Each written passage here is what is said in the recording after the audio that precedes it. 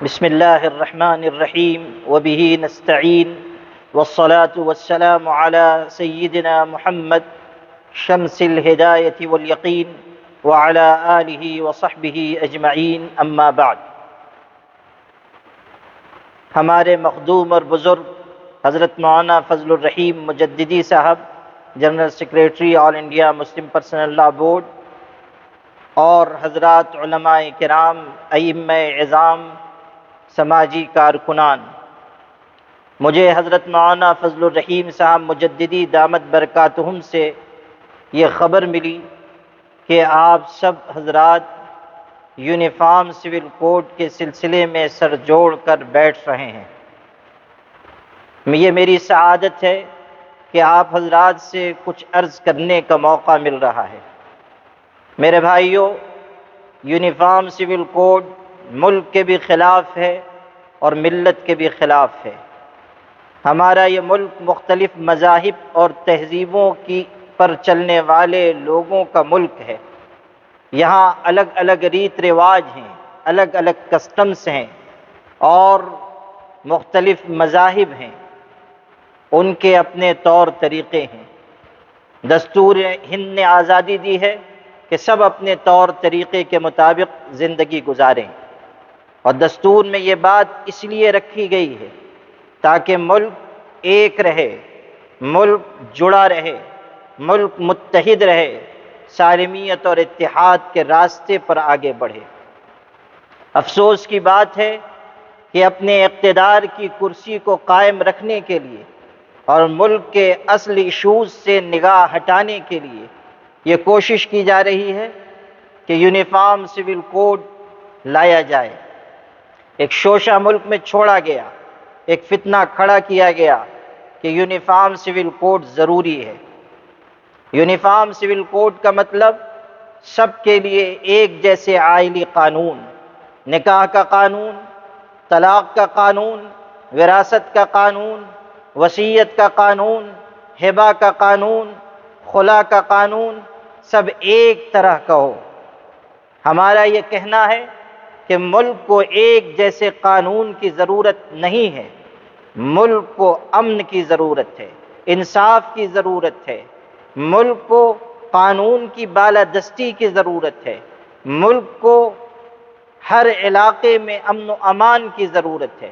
صورتحال یہ ہے کہ امن و امان بگڑتا جا رہا ہے، لوگوں کی جانیں محفوظ نہیں، بچیوں کی عصمتیں اور عزتیں محفوظ نہیں، لڑکیوں کا راستوں پر نکلنا مشکل ہو رہا ہے، راہ چلتے ہوئے لوگوں کو ڈرایا جا رہا ہے، دھمکایا جا رہا ہے، قانون کو ہاتھ میں لیا جا رہا ہے، اور ہمارے ملک کی معیشت دن بدن کمزور ہوتی جا رہی ہے، روزگار فراہم نہیں ہو رہا ہے، ملازمت نہیں مل رہی ہے، ہر دن نئے نئے مسائل سامنے آ رہے ہیں۔ نچلی ذاتیوں کے ساتھ کیسا برا سلوک کیا جا رہا ہے، کہیں کسی کے چہرے پر پیشاب کیا جا رہا ہے، کہیں کسی سے پیر کے تلوے چٹوائے جا رہے ہیں، کہیں کسی کو برہنہ کر کے مارا جا رہا ہے۔ پسماندہ طبقات کے ساتھ بدترین ظلم اس ملک میں ہو رہا ہے، منی پور جل رہا ہے، تشدد کی آگ بھڑک رہی ہے۔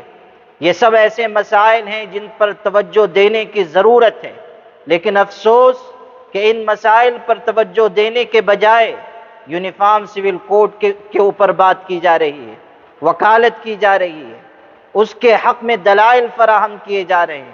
کہا جا رہا ہے مسلمان عورتوں کو انصاف دلانا ہے۔ ارے میرے بھائی، مسلمان عورتوں کو بہت پہلے انصاف مل چکا، 1450 سال پہلے انہیں انصاف، عزت، استحکام، جینے کا سلیقہ، زندگی گزارنے کا طریقہ عطا کیا گیا۔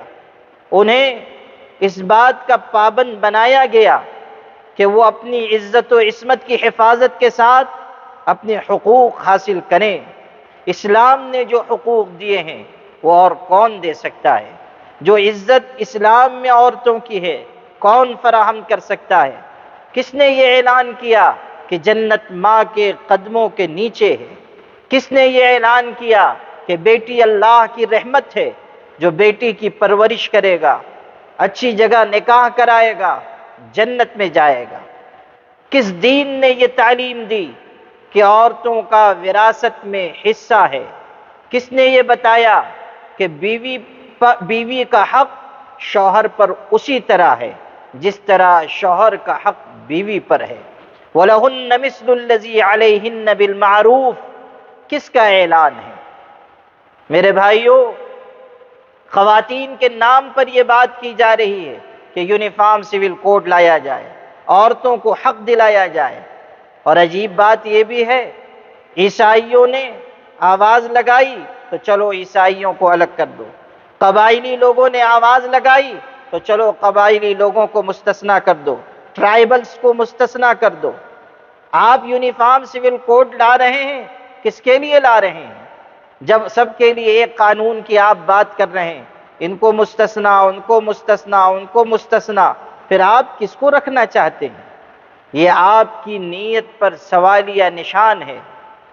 یونیفارم سول کوڈ اس لحاظ سے ملک کے خلاف ہے کہ اس سے ملک میں بے چینی پھیلے گی، ملک کے قبائلی بے چین، سکھ اور عیسائی بے چین، مسلمان بے چین، S C S T O B C کے لوگ بے چین، ان کا ریزرویشن چھینا جا رہا ہے، قبائلیوں کے حقوق چھینے جا رہے ہیں، اور مسلمانوں سے ان کی شریعت کے احکامات چھینے جا رہے ہیں۔ کہا جا رہا ہے اتراکھنڈ میں مسودہ پیش ہوا ہے یو سی سی کا، یونیفارم سول کوڈ کا ڈرافٹ لایا گیا ہے، اس میں صاف لکھا ہوا ہے عدت ختم، وراثت میں مردوں عورتوں کا برابر کا حصہ، اسی طرح طلاق کا حق مرد کو بھی عورت کو بھی، ایک سے زیادہ شادی پر پابندی۔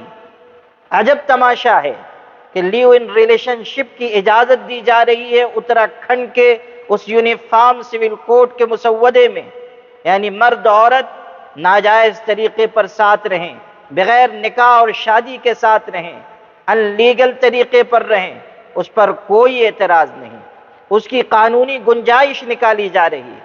لیکن اگر کوئی ایک سے زیادہ شادی کرتا ہے، قانونی حق دیتا ہے، عورت کو عزت فراہم کرتا ہے، اس کے سر پہ چادر ڈالتا ہے اور اس کو چہار دیواری میں رکھتا ہے، اس کی کفالت کرتا ہے، اس کا نفقہ ادا کرتا ہے، اس کی گنجائش نہیں۔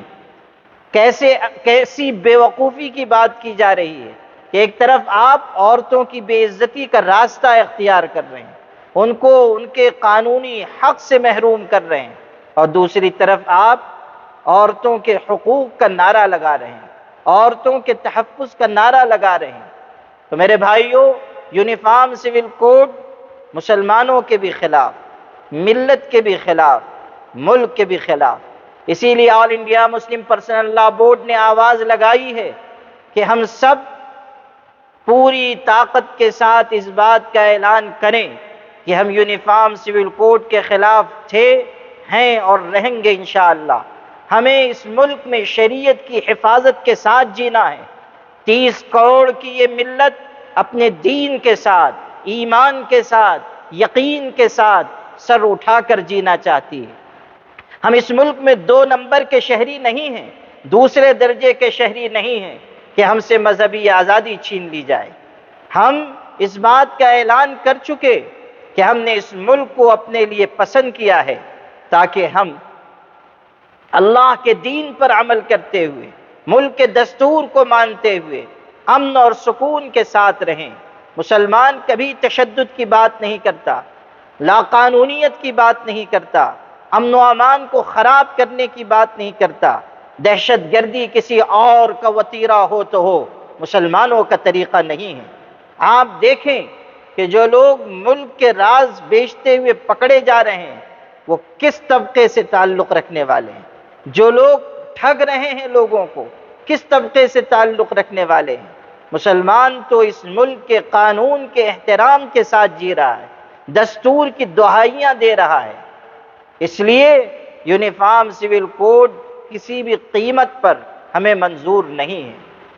آپ مسلم پرسنل لا بورڈ کی آواز پر لبیک کہیں، اور ابھی جو حکمت عملی بنائی گئی ہے کہ لا کمیشن آف انڈیا کو زیادہ سے زیادہ ای میل کیا جائے، اس سمت میں آپ آگے بڑھیں۔ آپ کو خوشی ہوگی کہ بورڈ نے جو سسٹم بنایا اس کے ذریعے اب تک تقریباً 17 لاکھ ای میل بھیجے جا چکے ہیں۔ سلسلہ جاری ہے۔ الحمدللہ ہمارے بھائی بھی حصہ لے رہے ہیں، بہنیں بھی حصہ لے رہی ہیں، علماء اور سماجی کارکنان بھی آگے آ رہے ہیں، اور ملت اسلامیہ کے نوجوان بھی اس میں شرکت کر رہے ہیں۔ یہ خوش آئند بات ہے کہ اس ملت میں ایمانی غیرت ہے، ایمانی حمیت ہے، اور ہم اپنی شریعت سے محبت کرتے ہیں۔ میرے بھائیوں، مسلم پرسنل لا بورڈ نے کوشش کی ہے کہ اس ملک کو اس مسئلے کو ہندو مسلم مسئلہ نہ بننے دیا جائے۔ اسی لیے مختلف مذہبی اور تہذیبی گروہوں سے ملاقات کی جا رہی ہے، آدیواسیوں سے، ٹرائبل سے، قبائلی حضرات سے، S C S T O B C سے، سکھوں اور ہمارے دوسرے عیسائی بھائیوں سے کوشش کی جا رہی ہے سب ایک ساتھ آئیں۔ اور ہمیں اس بات کی مسرت ہے کہ سکھ بھائیوں نے بھی اعلان کیا، عیسائی بھائیوں نے بھی مخالفت کی، قبائلی تو سڑک پر اترے ہوئے ہیں اور صاف کہہ رہے ہیں کہ ہمیں یونیفارم سول کوڈ منظور نہیں ہے۔ ایک آواز پورے ملک میں بلند ہو رہی ہے، اپوزیشن پارٹیز سے ملاقاتیں کی جا رہی ہیں۔ ابھی کل حضرت مولانا خالد سیف اللہ رحمانی صاحب نے تلنگانہ کے چیف منسٹر سے بورڈ کے ایک وفد کے ساتھ ملاقات کی ہے، اور مختلف علاقوں میں اپوزیشن پارٹیز کے لیڈران سے ملاقاتوں کا سلسلہ جاری ہے۔ ہمیں سب کو ساتھ لے کر آگے بڑھنا ہے، مگر اس حقیقت کو یاد رکھیے کہ خدا نخواستہ اگر میدان میں کوئی بھی نہ آئے تو ہمیں تنہا اپنی شریعت کی حفاظت کی لڑائی لڑنی ہے، اور ہمیں صاف کہنا ہے کہ یونیفارم سول کوڈ ہمیں منظور نہیں ہے۔ 14 جولائی آخری تاریخ ہے لا کمیشن آف انڈیا کو ای میل کرنے کی، اور 14 جولائی جمعہ کو ہے۔